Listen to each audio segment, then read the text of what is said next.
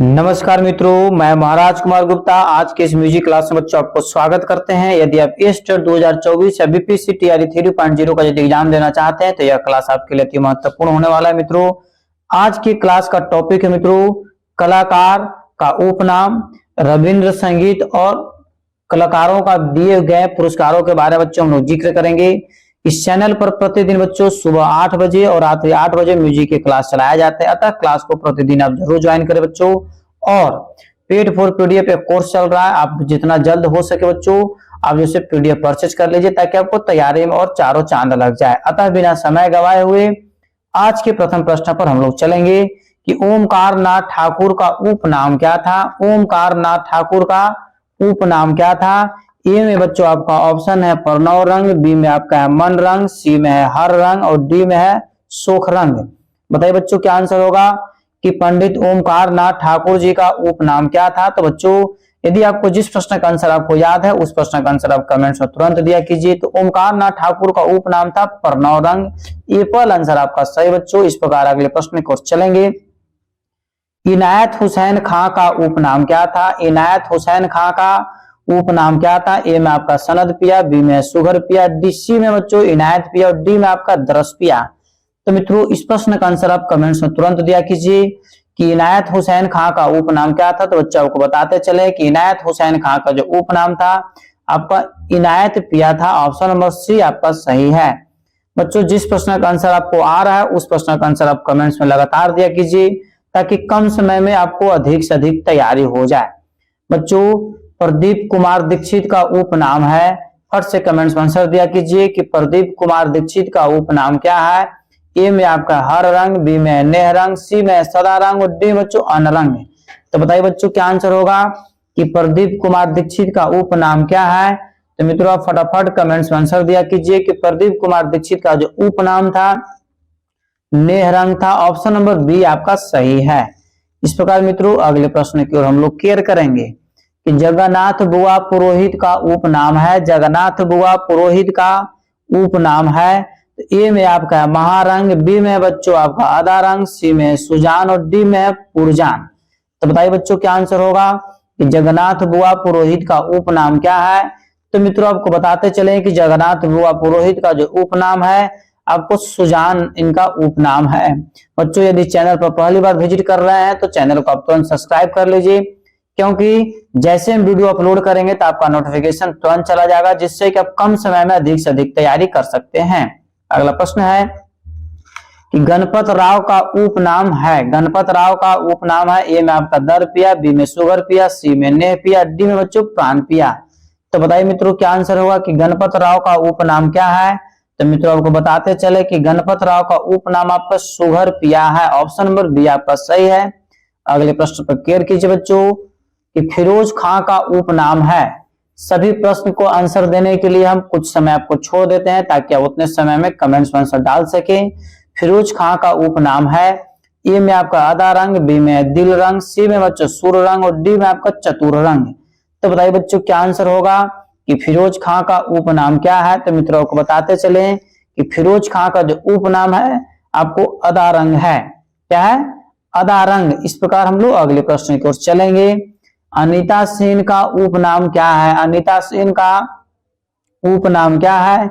ए में मित्रों आपका ऑप्शन है नजर पिया, बी में नेह पिया, सी में प्राण पिया और डी बच्चों अख्तर पिया। तो मित्रों सभी प्रश्न आपके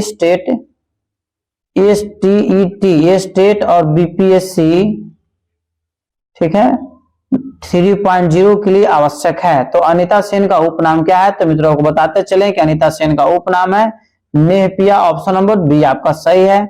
क्वेश्चन नंबर 9 पर चलेंगे मित्रों हम लोग कि अलाउद्दीन खां साहब का उपनाम क्या है। मतलब अलाउद्दीन खां का उपनाम क्या है। ए में आपका सौरी मियां, बी में आलम, सी में दरस पिया और डी बच्चों प्रेम पिया।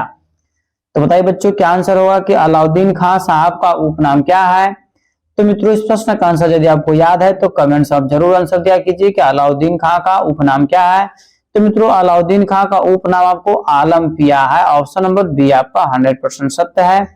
इस प्रकार मित्रों अगले प्रश्न पर हम लोग चलेंगे। प्रश्न है मित्रों केयर कीजिएगा कि आमिर खां का उपनाम है। आमिर खां का उपनाम है? ए में आपका सूर रंग, बी में हर रंग, सी में राम रंग और डी बच्चों भाव रंग। तो बताइए मित्रों क्या आंसर होगा कि आमिर खान का उपनाम क्या है? फटाफट बच्चों कमेंट्स में आप आंसर दिया कीजिए ताकि सभी प्रश्न का आंसर आपको याद हो जाए। बार बार मित्रों हम बोलते हैं कि जिस प्रश्न का आंसर आप कमेंट्स में डाल देते हैं वो उसका आंसर आपको 100% याद हो जाएगा। तो आमिर खान का जो उपनाम था आपको सूर रंग के नाम से इनका उपनाम जाना जाता था बच्चों। इस प्रकार नेक्स्ट प्रश्न पर ध्यान दीजिएगा। किशनगढ़ नरेश नवाब सिंह का उपनाम है? किशनगढ़ नरेश नवाब सिंह का उपनाम है? ए में आपका ब्रजराज, बी में रसराज, सी में रागराज, डी में मनराज। बताइए मित्रों क्या आंसर होगा कि किशनगढ़ नरेश नवाब सिंह का उपनाम है? तो मित्रों आप कमेंट्स में तुरंत आंसर दिया कीजिए कि किशनगढ़ नरेश नवाब सिंह का उपनाम जो है मित्रों आपको इसका आंसर ब्रजराज हो जाएगा। एप्पल आंसर आपका सही है। इस प्रकार मित्रों अगले प्रश्न पर ध्यान दीजिए कि तबक्कुल हुसैन का उपनाम क्या है? तबक्कुल हुसैन का उपनाम क्या है? ए में आपका प्रेम पिया, बी में सुगर पिया, सी में नजर पिया, डी में सनद पिया। तो बताइए मित्रों क्या आंसर होगा कि तबक्कुल हुसैन का उपनाम क्या है? तो मित्रों इस प्रश्न का आंसर आपको कमेंट्स में जरूर देना चाहिए कि तबक्कुल हुसैन का जो उपनाम है सनद पिया है। ऑप्शन नंबर डी आपका 100% सत्य है। भारत खंडे साहब का उपनाम क्या है बच्चों? आपके एग्जाम्स के लिए अति महत्वपूर्ण प्रश्न यह है कि भारत खंडे साहब का उपनाम क्या है? भारत खंडे साहब का तो ए में आपके हर रंग, बी में अन रंग, सी में राम रंग, डी बच्चों नेहरंग। तो बताइए मित्रों क्या आंसर होगा कि भारत खंडे साहब का उपनाम क्या है? तो मित्रों बताते चले कि भारत खंडे साहब का जो उपनाम है हर रंग है। एप्पल आंसर आपका सही है। अगला प्रश्न है गुलाम नबी सौरी का उपनाम क्या है? इस प्रश्न का आंसर आपको कमेंट्स में देना इतना ज्यादा जरूरी है जितना आपके लिए भोजन जरूरी है, ठीक है, क्योंकि इस प्रश्न का आंसर हम बहुत बार बता चुके हैं।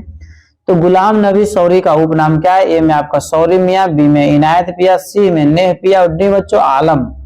तो बताइए मित्रों क्या आंसर होगा कि गुलाम नबी सौरी का उपनाम क्या है? तो मित्रों आपको बताते चले कि गुलाम नबी सौरी का जो उपनाम है सभी बच्चे का आंसर कमेंट्स में सही आया, इसके लिए सभी को धन्यवाद।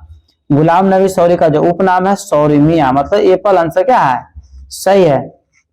मित्रों इस चैनल पर प्रतिदिन सुबह 8 बजे और जो मेरा न्यू चैनल है दक्ष म्यूजिक क्लास, प्रतिदिन उस पर शाम 8 बजे मित्रों क्लास म्यूजिक के चलाया जाता है। तो क्लास को प्रतिदिन आप ज्वाइन समय पर करें। अगला प्रश्न है कि जोधपुर के महाराज मानसिंह का उपनाम क्या था? जोधपुर के महाराज मानसिंह का उपनाम क्या था? ए में आपका रागराज, बी में रसराज, सी में ब्रजराज और डी बच्चों तालराज। बच्चों यह प्रश्न आपके एग्जाम्स के लिए महत्वपूर्ण है कि जोधपुर के महाराज मानसिंह का उपनाम क्या था? तो मित्रों आपको बताते चले कि जो मानसिंह का उपनाम था उनको रसराज के नाम से जाना जाता था। इस प्रकार इसका आंसर क्या हो गया? Option number B. सभी प्रश्न का आंसर आप कमेंट्स में तत्काल दिया कीजिए। रामपुर नवाब हैदर अली का उपनाम क्या है? रामपुर नवाब हैदर अली का उपनाम क्या है? ए में शरद पिया, बी में हैदर पिया, सी में नजर पिया और डी बच्चों है सरस पिया। बताइए मित्रों क्या आंसर होगा कि रामपुर नवाब हैदर अली का उपनाम क्या है? तो मित्रों यह प्रश्न आपके एग्जाम्स के लिए बहुत ही महत्वपूर्ण है कि रामपुर नवाब हैदर अली का जो उपनाम है इसका आंसर हो जाएगा बच्चों हैदर पिया, मतलब ऑप्शन नंबर बी आपका सही। इनके नाम पर ही इनका उपनाम रखा गया था। इस प्रकार मित्रों हम लोग क्वेश्चन नंबर 17 पर बारीकी से क्लियर करेंगे। प्रश्न है नियामत खां का उपनाम क्या है? और सब कमेंट्स में आंसर दीजिए। जैसे ही हम क्वेश्चन को पढ़ते हैं आप कमेंट्स में आंसर देना शुरू कर दिया कीजिए कि नियामत खां का उपनाम क्या है? ए में आपका सदा रंग, बी में हर रंग, सी में आधा रंग और डी बच्चों मन रंग। बताइए मित्रों क्या आंसर होगा कि नियामत खां का उपनाम क्या है? तो बच्चों आपको बताते चले कि नियामत खां का जो उपनाम है इसका आंसर हो जाएगा सदा रंग, ठीक है। फिरोज खां और नियामत खां दोनों आपस में भाई थे, तो फिरोज खां का जो उपनाम था आधा रंग था और नियामत खां का उपनाम क्या है? सदा रंग। दोनों आपस में भाई थे, दोनों आपस में क्या थे? भाई थे। इसका आंसर बच्चों क्या सही है? एप्पल आंसर इसका सही बच्चों। फिर से ध्यान दीजिएगा, नियामत खां को सदा रंग बोला जाता है और फिरोज खान को अदा रंग के नाम से जाना जाता है।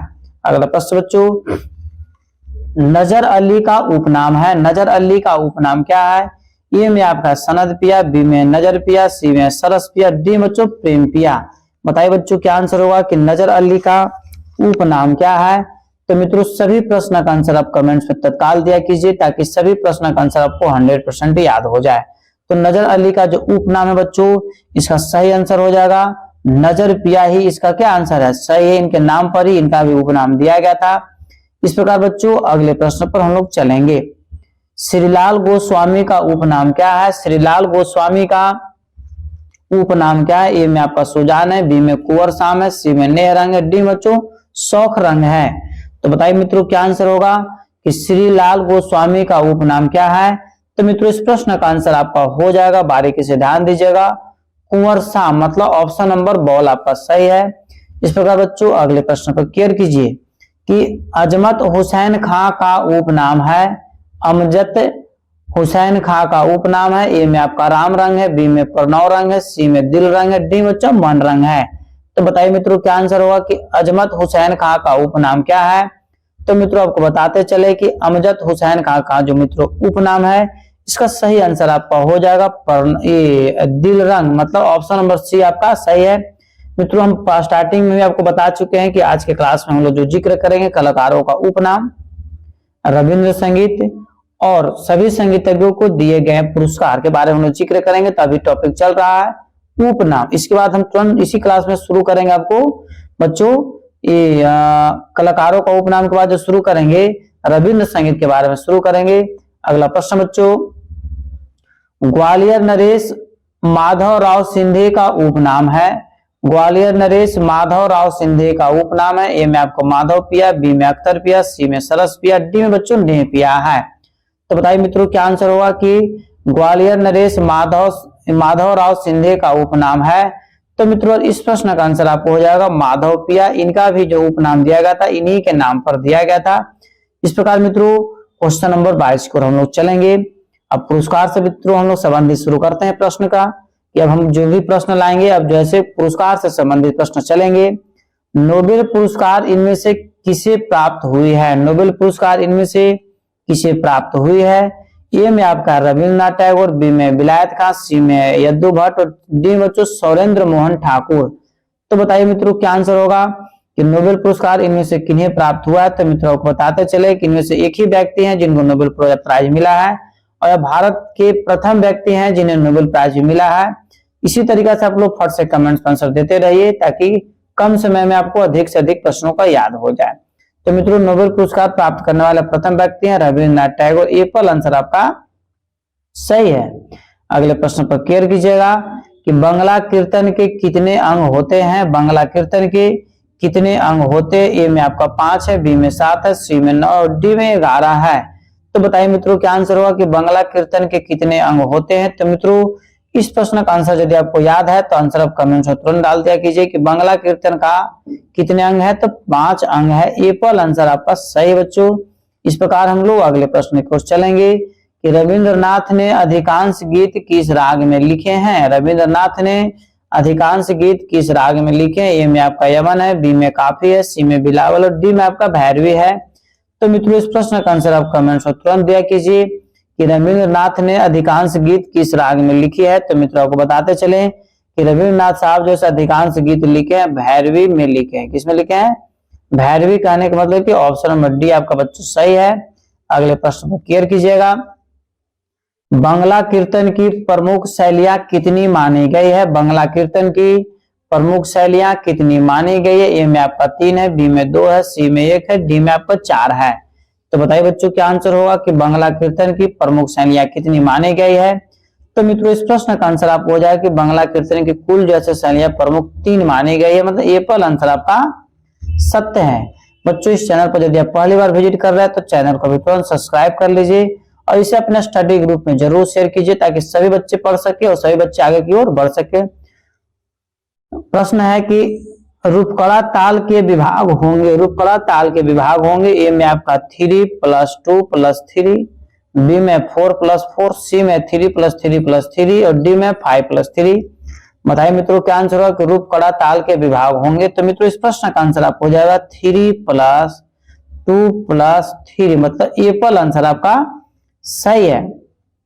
अगला प्रश्न मित्रों कि रविंद्रनाथ टैगोर का जीवन काल है, मतलब इनका जन्म कब हुआ और मृत्यु कब हुआ? ठीक है। रविन्द्रनाथ साहब का जीवन काल कब है, मतलब रविन्द्रनाथ टैगोर का जीवन काल आपको बताना है कि इनका जन्म कब हुआ था और मृत्यु कब हुआ था। तो मित्रों को बताते चले कि आर.एन. टैगोर साहब का जो जन्म हुआ था 1861 में हुआ था और इनका मृत्यु जो हुआ था 1941 में हुआ था। इस प्रकार बच्चों इसके माध्यम से हमको यह पता चल जाएगा कि रविन्द्रनाथ टैगोर का जीवन काल 1861 से 1941 तक था। ठीक है, इस प्रकार इस प्रश्न का आंसर क्या हो गया, एप्पल। फिर से ध्यान दीजिए, रविन्द्रनाथ टैगोर का जीवन काल मतलब जन्म कब हुआ था तो 1861 ईस्वी में, मृत्यु कब हुआ 1941 ईस्वी में। अगला प्रश्न मित्रों, रविन्द्रनाथ जी के संगीत की स्वर लिपि मुख्य रूप से किसने की है। रविन्द्रनाथ जी के संगीत की स्वर लिपि मुख्य रूप से किसने की है। ए में आपका देवेंद्रनाथ टैगोर, बी में अतुल प्रसाद सेन, सी में इंदिरा देवी चौधरी और डी में ज्ञानेंद्र नाथ टैगोर। तो बताइए बच्चों क्या आंसर होगा। सभी प्रश्न का आंसर आप कमेंट्स में 100% दीजिए। आपको गलती होने से डरने की जरूरत नहीं है। बहुत सारे बच्चे ऐसे हैं जो गलती होने से डरते हैं कि हमारी गलती हो जाती है। भैया गलती होने से आपको नहीं डरना, गलती हो जाएगा तो हो जाएगा। जो प्रश्न आपको कमेंट्स में गलत हो जाएगा उसके बाद हम आंसर दे देंगे तो आपका आंसर सही पर याद हो जाएगा। जो गलत आपको दिमाग से रिमूव हो जाएगा और उसकी जगह पर सही परत बैठ जाएगा। ठीक है, तो रविन्द्रनाथ जी के संगीत की स्वरलिपि का मुख्य रूप से किसने किया है। तो इसका आंसर मित्रों हो जाएगा option number A, Rabindranath Tagore खुद किए हैं। ठीक है, इस प्रकार हम लोग अगले प्रश्न की ओर चलेंगे। ध्यान दीजिएगा कि टैगोर की मृत्यु के उपरांत संगीत चिंता नामक सूक्ति संग्रह किस वर्ष प्रकाशित हुआ था। ए में आपका 1942, बी में 1961, सी में 1966 और डी बच्चों 1983।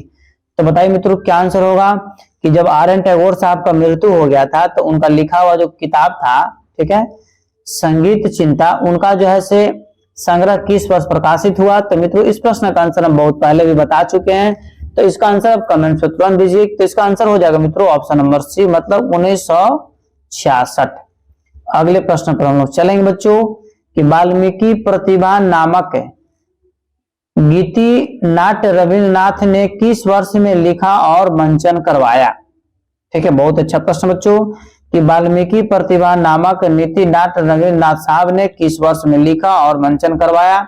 ए में आपको हो जाएगा 1861, बी में हो जाएगा 1882, सी में हो जाएगा 1883, डी में हो जाएगा 1920। सॉरी, आपका जो ये है 1881 लिखा हुआ। ठीक है, गलती पढ़ दिए थे। इस प्रकार मित्रों इस प्रश्न का आंसर आप कमेंट्स में तुरंत दिया कीजिए कि वाल्मीकि प्रतिभा नामक गीत नाट्य रविन्द्रनाथ ने किस वर्ष लिखा और विमोचन किया। तो मित्रों इस प्रश्न का आंसर हो जाएगा ऑप्शन नंबर ए, 1881।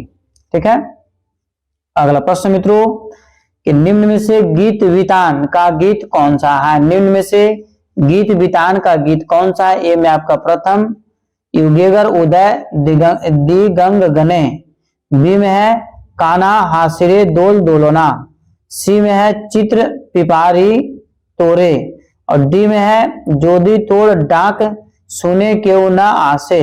आपको इतना जरूर बताएंगे बच्चों कि आप बांग्ला भाषा का किताब हम लोग पढ़ रहे हैं। ठीक है, तो आपको ऑप्शन से पकड़ सकते हैं कि इनमें से कौन सा ऐसा लैंग्वेज है जो बांग्ला भाषा का प्रयोग सबसे अधिक किया गया है। तो मित्रों इस प्रश्न का ऑप्शन से पता चल रहा है कि जोदी तोड़ डाक सुने क्यों ना आसे, ये बांग्ला भाषा की मित्रों पंक्ति है। इस प्रकार इस प्रश्न का आंसर क्या हो गया ऑप्शन नंबर डी। मित्रों अगला प्रश्न है कि रविंद्र संगीत किस ग्रंथ से संबंधित है। रविंद्र संगीत किस ग्रंथ से संबंधित है। ए में आपको केरला, बी में आपका बच्चों बिहार, सी में गुजरात और डी में आपका है पश्चिम बंगाल। क्वेश्चन है मित्रों कि रविंद्र संगीत किस प्रदेश से संबंधित है। तो मित्रों कमेंट्स में तुरंत आंसर देना चाहिए कि रविंद्र संगीत का संबंध भारत के किस राज्य से है। तो मित्रों आपको मालूम होना चाहिए कि आर.एन. टैगोर साहब जो से कलकत्ता में निवास करते थे। इस प्रकार इसका आंसर हो जाएगा पश्चिम बंगाल। ऑप्शन नंबर बी क्या है, सही है।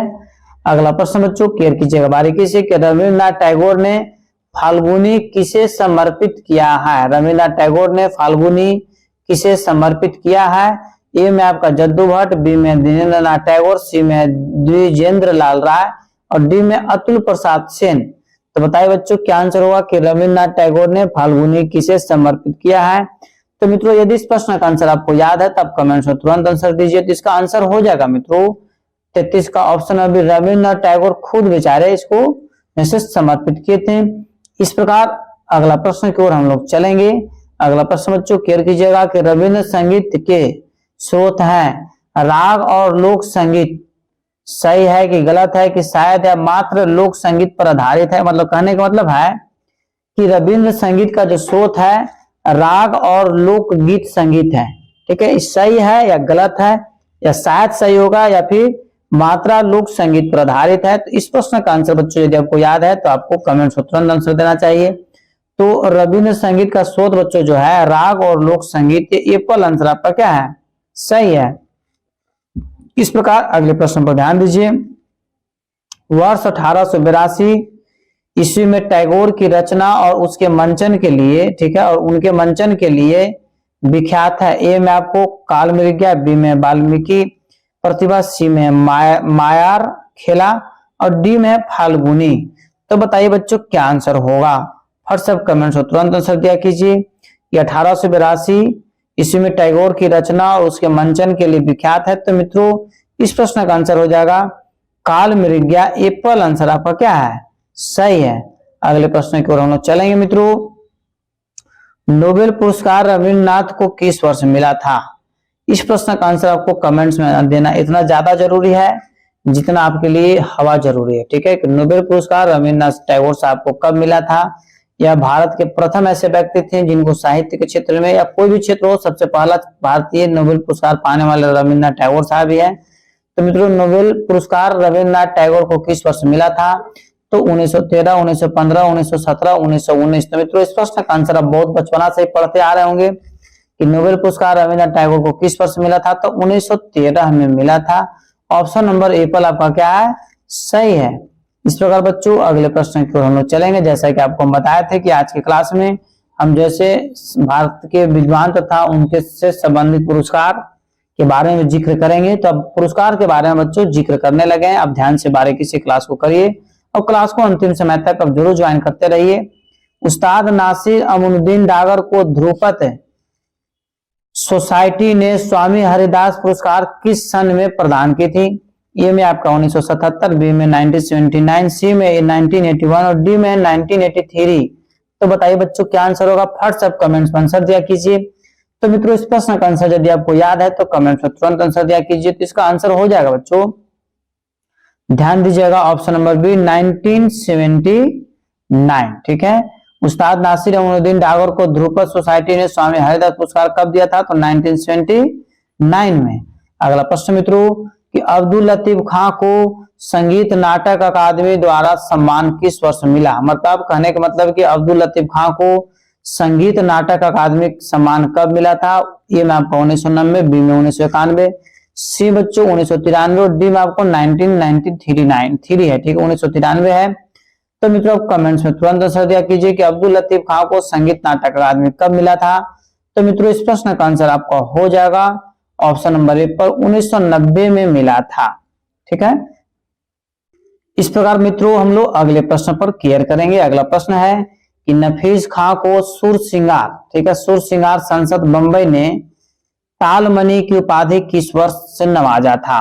मतलब नफीस खां को सुर सिंगार संसद बंबई ने तालमणि का उपाधि किस वर्ष से नवाजा था। ए में आपका 1983 है, बी में 1984 है, सी में 1985 है, डी में 1986 है। तो बताइए बच्चों क्या आंसर होगा कि नफीस खां को सुर सिंगार की उपाधि से कब, लालमणि की उपाधि से कब प्रदान किया गया था। तो मित्रों इस प्रश्न का आंसर आपको हो जाएगा 1983। क्या हो जाएगा 1983। कहने का मतलब कि एप्पल आंसर आपका सही है। अगला प्रश्न मित्रों कि पखावज केसरी की उपाधि किस कलाकार को विभूषित किया गया है। मतलब पखावज केसरी किस कलाकार को जैसे बच्चों उपनाम से दिया गया है या फिर उनको पुरस्कार के रूप में जैसे नामित किया गया है। ये में आपका बच्चों अहमद जौन थिरुकुआ, बी में अनोखेलाल, सी में कुदौसी और डी में कंठे महाराज। तो बताइए बच्चों क्या आंसर होगा। तो इस प्रश्न का आंसर अब यदि आपको याद है तो कमेंट्स में तुरंत दिया कीजिए। इंतजार नहीं करिए कि अगला व्यक्ति आंसर देगा तब हम आंसर देंगे। तो जो पखावज केसरी की उपाधि किस कलाकार को मिला है तो कुदौसी को मिला है। ऑप्शन नंबर सी आपका सही है। इस प्रकार मित्रों अगले प्रश्न पर क्लियर करेंगे कि निम्नलिखित में से चक्रवर्ती संगीत राय की उपाधि किसे प्रदान की गई है। निम्नलिखित में से चक्रवर्ती संगीत राय संगीत राय की उपाधि किन्हें प्रदान किया गया? ए में भावभट्ट, बी में मतंग साहब, सी में सारंग और डी बच्चों लोचन साहब। अब कमेंट्स में तुरंत आंसर दिया कीजिए कि चक्रवर्ती संगीत राय की उपाधि किन्हें प्राप्त हुआ है? तो मित्रों इस प्रश्न का आंसर आपको हो जाएगा एप्पल, मतलब भावभट्ट साहब को। इसको मिला है भावभट्ट साहब को। अगला प्रश्न मित्रों कि नसीर अमीनुद्दीन डागर को तानसेन सम्मान किस वर्ष मिला था? नसीर अमीनुद्दीन डागर को तानसेन सम्मान किस वर्ष मिला था? ए में 1990, बी में 1992, सी में 1994 और डी बच्चों 1996। अब तुरंत कमेंट्स में आंसर दीजिए कि नसीर अमीनुद्दीन डागर को तानसेन सम्मान किस वर्ष मिला था? तो मित्रों आपको बताते चले कि नसीर अमीनुद्दीन डागर को जो तानसेन सम्मान मिला था 1990 में मिला था। कब मिला था? 90 में। एक चीज मित्रों आपको जरूर बोलेगी कि आप इंतजार नहीं किया कीजिए, जैसे क्वेश्चन आता है स्क्रीन पे अब तुरंत कमेंट्स में क्वेश्चन को पढ़ करके आंसर देना शुरू कर दीजिए। आप कोशिश कीजिए कि सबसे पहले हम आंसर को दें, दूसरे को आंसर आने के बाद आपको आंसर देते हैं तो ऐसा हमको फीलिंग होता है कि आप किसी दूसरे को आंसर देख करके अपना आंसर दे रहे हैं। अतः फटाफट 2, 4, 10 सेकंड 20 सेकंड आगे पीछे होता है, ठीक है, परंतु क्वेश्चन पढ़ते के साथ आप कमेंट्स में आंसर दिया कीजिए, ठीक है।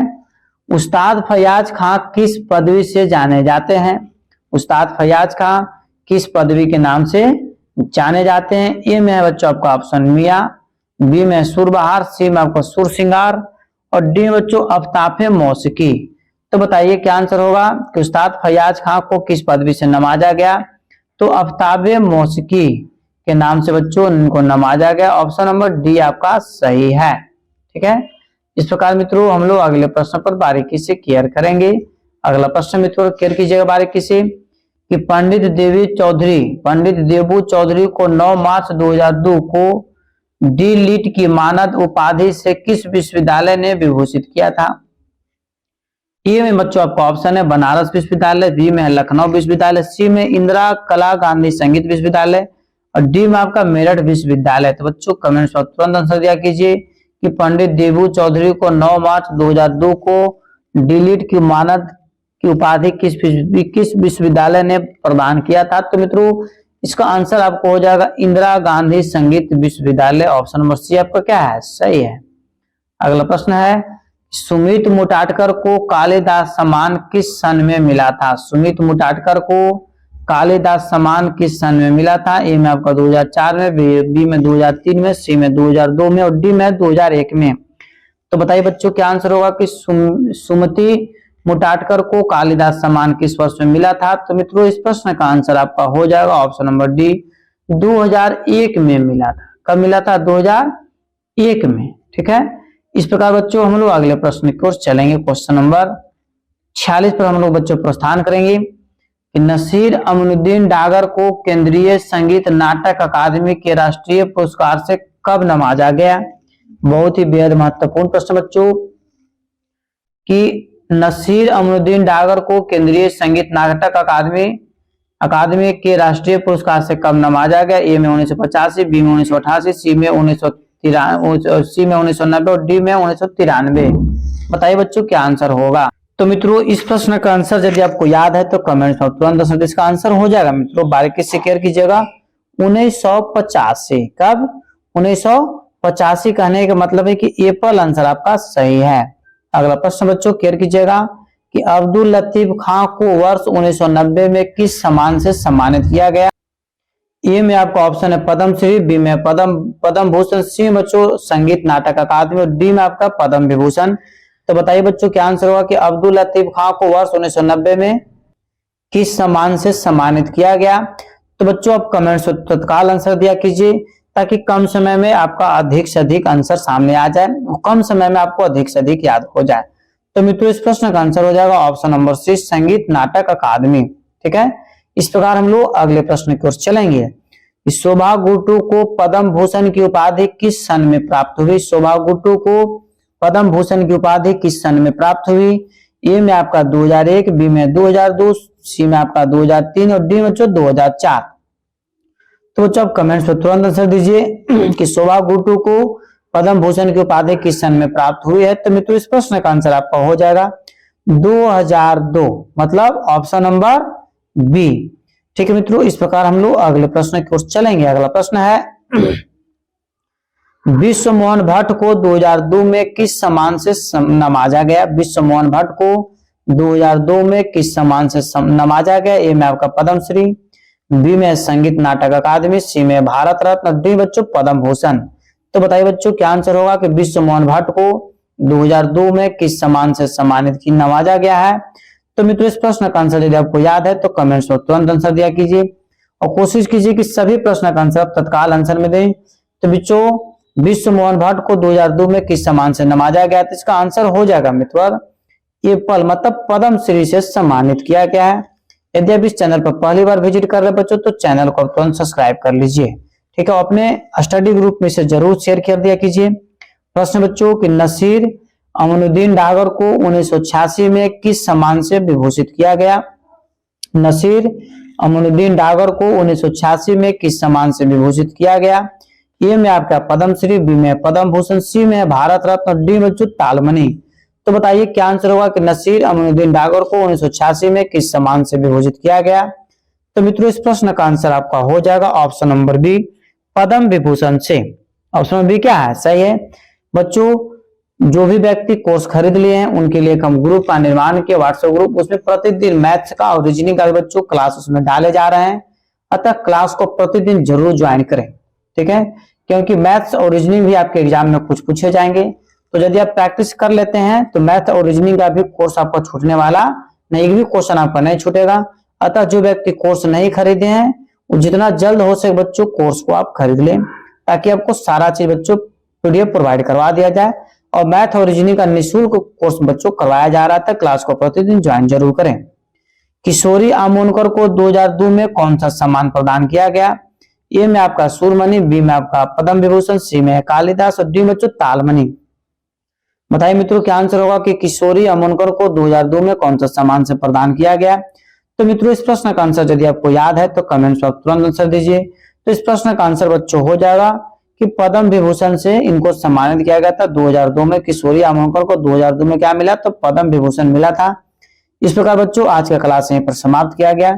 यदि आप चैनल पर पहली बार विजिट कर रहे हो तो चैनल को भी तुरंत सब्सक्राइब कर लीजिए बच्चों, और लाइक करना एकदम नहीं भूलें, क्योंकि यदि आप लाइक करते हैं तो हमें सपोर्ट मिलता है और अंदर से हमको वीडियो बनाने के लिए बहुत ही एनर्जी मिलता है बच्चों।